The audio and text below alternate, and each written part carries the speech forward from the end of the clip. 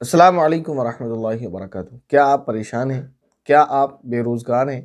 کیا اللہ نے آپ کو اولاد سے محروم رکھا ہوا ہے؟ تو آپ کے لیے آسان اور مجرب عمل ہے۔ آپ کا کوئی کام نہ ہوتا ہو، کوئی مصیبت یا پریشانی آ گئی ہو، اولاد یا نرینہ اولاد کی خواہش ہو، تو ایک بار یہ عمل ضرور کریں۔ وہ عمل کیا ہے؟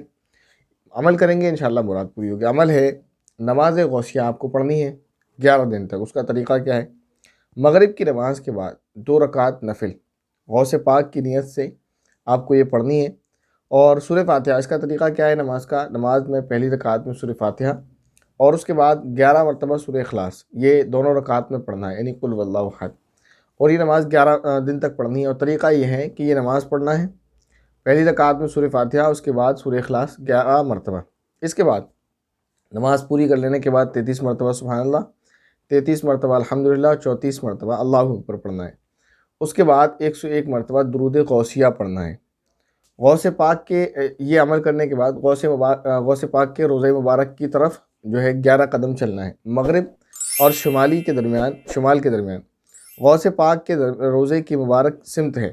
ہر قدم پر غوث پاک کا ایک صفاتی نام لے کر اپنی حاجت بیان کریں، یعنی نماز پڑھیں، نماز پڑھنے کے بعد مغرب اور شمال کے درمیان میں جو راستہ ہے تو اس میں غوث پاک کی قبر مبارک ہے، روضہ مبارک ہے، وہاں آپ چلیں 11 قدم، اور ہر قدم پر جو ہے آپ کا ایک صفاتی نام لیں اور اپنی حاجت کی دعا کریں۔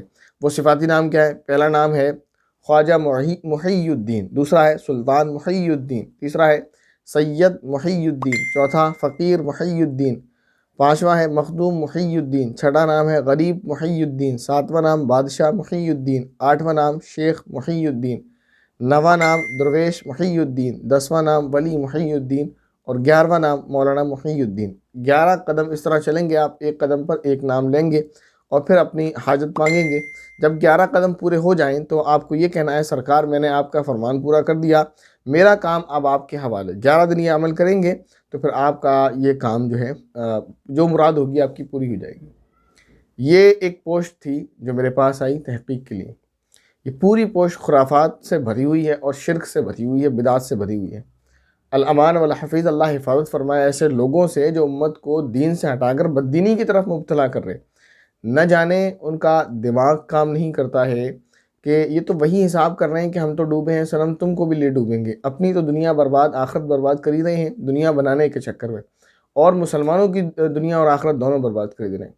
بھائی اللہ کے نبی صلی اللہ علیہ وسلم نے یہ فرمایا کوئی حاجت پیش آئے تو صلاۃ الحاجت پڑھو۔ یہ نماز غوثیہ پڑھوا رہے ہیں، آج نماز غوثیہ پڑھو، کل کو نماز صابری پڑھو، پرسوں کوئی اور نماز پڑھو، یعنی فرض نمازیں پڑھنے کی۔ اچھا میں آپ کو بتاؤں، ایسے لوگوں سے میرا تجربہ ہے، کبھی آپ ان سے فرض نمازوں کے بارے میں سن نہیں سکتے، یعنی عوام تو پڑھتی ہی نہیں ہے، اور جو اس طرح کے عمل بتاتے رہتے ہیں یہ بدعات ہیں اور شرکیہ کام، ان سے کبھی آپ یہ نہیں سنیں گے۔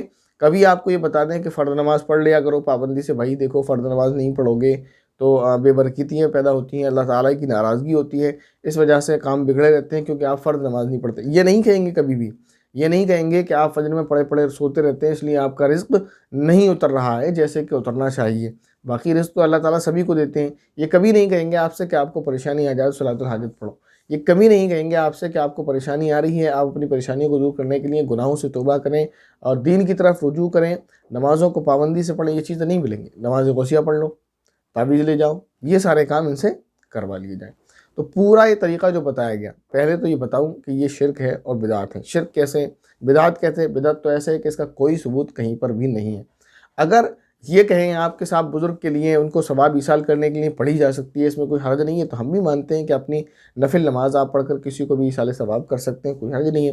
لیکن اپنی مرادوں کے لیے اس طرح ثواب ایصال کرنا، اس کا تو آج تک ثبوت نہیں ہے بھائی۔ نہ تو صحابہ نے کبھی ایسا کیا، نہ صحابہ کے بعد آج تک کسی نے ایسا کیا کہ ایسا کوئی عمل ہوتا کہ اپنی حاجت پوری کرنے کے لیے کوئی ثواب کسی بزرگ کے نام بخشا جاتا، پھر اس کے قبر کی طرف چلا جاتا، اس کے جو ہے مبارک نام لیے جاتے۔ چلیں خیر، نماز غوثیہ ہو گئی، شرک سے بھری پڑی۔ اس کے بعد کہتے ہیں صاحب کہ مغرب اور شمال کے درمیان غوث اعظم کا روضہ ہے، وہاں چلو۔ کیوں چلو بھائی؟ مراد اللہ سے مانگنی ہے، غوث اعظم سے مانگنی ہے، یہی تو بات ہے۔ غوث اعظم کے روضے کی طرف کیوں چلو؟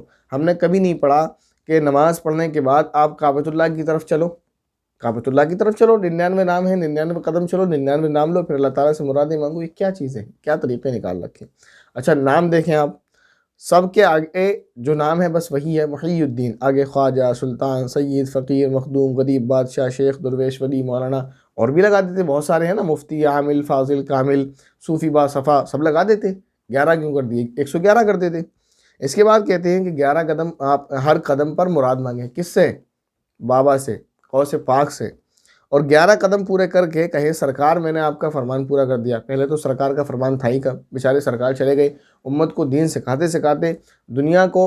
وہ یہاں آئے، انہوں نے لوگوں کو ان کے جو شرک و بدعت وہ کر رہے تھے، جو رسومات وہ کر رہے تھے، جو بددینیاں وہ کر رہے تھے، ان سے ان کو چھڑایا، ان کو دین کی طرف لگایا. اور یہ بدعتیں کر رہے ہیں اور یہ کہہ رہے ہیں سرکار میں نے آپ کا فرمان پورا کر دیا. سرکار کا کوئی فرمان دکھا دیں، سرکار کی ایک کتاب غنیت الطالبین دکھا دیں سرکار نے کبھی لکھا ہو اس میں. اور سرکار نے تو نہیں لکھا یہ عمل، تو سرکار کا فرمان کیسے ہوا ہے؟ تو یہ اس ڈھونگی بابا کا فرمان ہوا جس نے آپ کو بتایا ہے. سرکار کا فرمان کہاں ہوا؟ پھر یہ کہہ رہے ہیں کہ میرا کام آپ کے حوالے. کام اللہ کے حوالے ہوتا ہے کہ بابا کے؟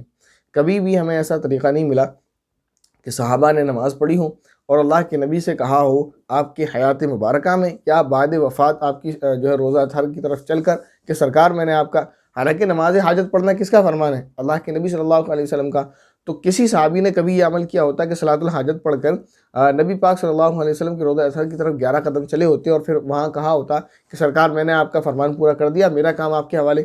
سرکار تو یہ سکھا رہے ہیں، چاہے اللہ کے نبی ہوں جن کو سرکار کہہ لو، یا غوث اعظم ہوں جن کو غوث اعظم کہتے ہیں، غوث پاک کہتے ہیں، وہ تو یہ سکھا رہے ہیں کہ اللہ ایک ہے، اللہ تعالیٰ کی عبادت کرو، اسی سے مانگو. وہ توحید سکھا رہے ہیں.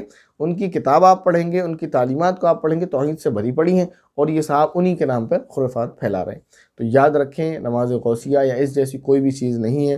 نمازیں وہی ہیں، عبادات وہی ثابت ہیں جو نبی کریم صلی اللہ علیہ وسلم نے بتلائی ہیں. آپ کو کوئی پریشانی ہوتی ہے تو آپ ان جو ہے پاکھنڈیوں کے چکر میں نہ پڑیں جو آپ سے پیسے کھسوٹنے کے لوٹنے کے چکر میں بیٹھے ہیں. آپ کو انہی چیزوں میں لگائے رہیں گے کہ تعویذ پکڑا دیا اور کچھ کر دیا، کچھ کر دیا. ان سب ساری چیزوں میں لگا کر آپ کو جو ہے گمراہ کرتے رہیں گے. ان سے اپنے آپ کو بچائیں. دنیا ہے اس کا نام، یہاں آپ کو سکھ بھی آئیں گے، دکھ بھی آئیں گے، پریشانیاں بھی آئیں گی اور تکلیف بھی آئیں گی. یہ نہیں ہونا چاہیے ہمارا مزاج کہ ذرا سی گھر میں ٹینشن ہوئی تو تعویذ لینے پہنچ گئے، ذرا سی پریشانی ہوئی اور تعویذ گنڈے کرنے پہنچ گئے. یاد رکھیں میں نے اس سے پہلے بھی بتایا تھا، تعویذ گنڈے اور ان چیزوں میں پڑنے والے لوگ دنیا میں سب سے زیادہ پریشان ترین لوگ ہیں. آپ تجربہ کر لیں، آپ چیک کر لیں، آپ مشاہدہ کر لیں، آپ ایک سروے کر لیں کہ دنیا میں دکھ تو سبھی کو آتے ہیں، ایسا کوئی نہیں ہے جو دکھ سے بری ہو. آپ سوچتے ہیں کہ پیسہ ہو تو دکھ نہیں ہوتا، تو آپ جا کر فلم انڈسٹری میں جا کر معلوم کر لیں، وہاں جو سوسائڈ کا ریشو ہے نا، ریشو وہ سب سے زیادہ ہے. دنیا میں لوگ سوسائڈ کرتے ہیں تو سب سے زیادہ پرسنٹیج سوسائڈ کی اگر بنے گی نا تو فلم انڈسٹری میں بنے گی، چاہے پھر وہ بالی ووڈ ہو یا ہالی ووڈ ہو یا کچھ اور.